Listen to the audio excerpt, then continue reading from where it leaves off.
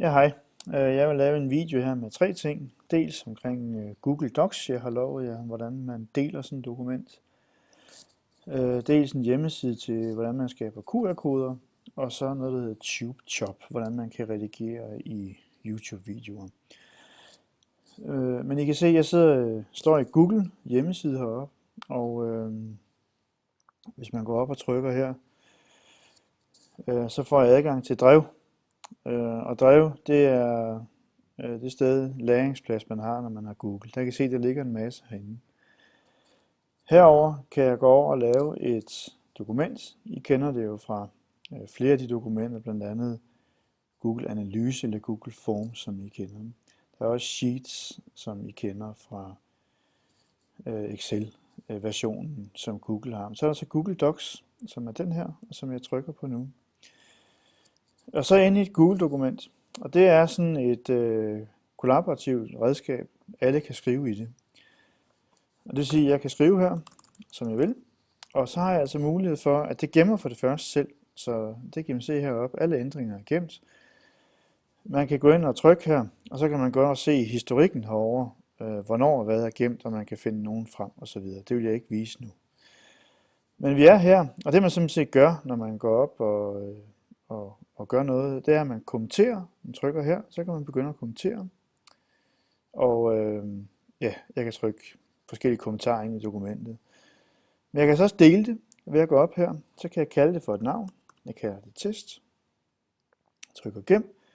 Og så er det, at jeg skal indtaste e-mailadresse. Og der bruger man Google e-mailadresse.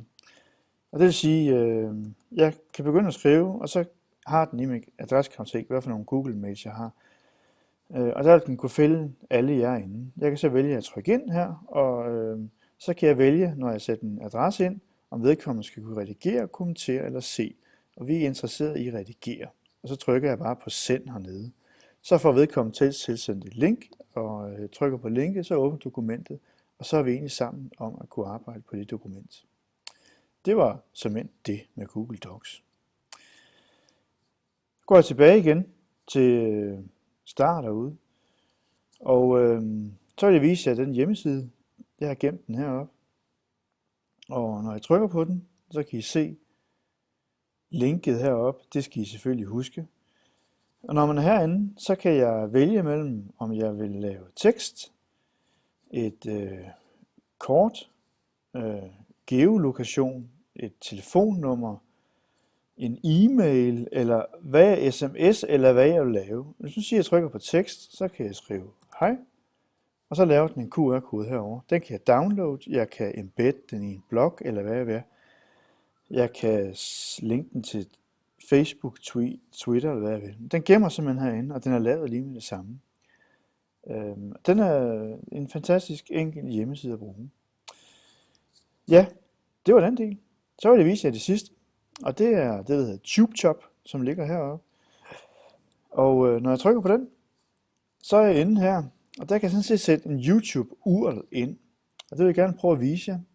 Jeg åbner en ny fane. Og så går jeg ind, ligesom jer, i YouTube. Jeg har herinde. Og jeg kan åbne hvilken som helst YouTube. Nu åbner jeg den her.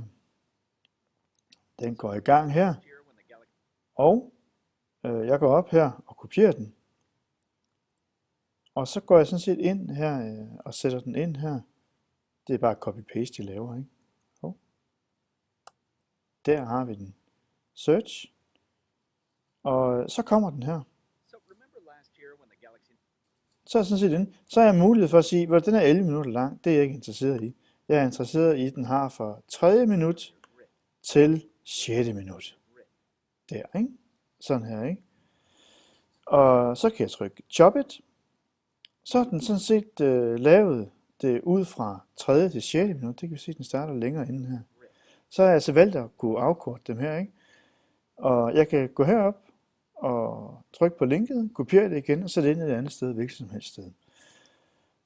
Fordelen er her selvfølgelig, at jeg har mulighed for at bruge nogle YouTube-clips på den måde, jeg har brug for at bruge dem inde på hjemmesiden. Det vil sige, meget af nogle gange er der spild, og så at de simpelthen er for lange, og det kan jeg vælge at korte til på den her måde. Så Yes, det var det hele. Hej hej.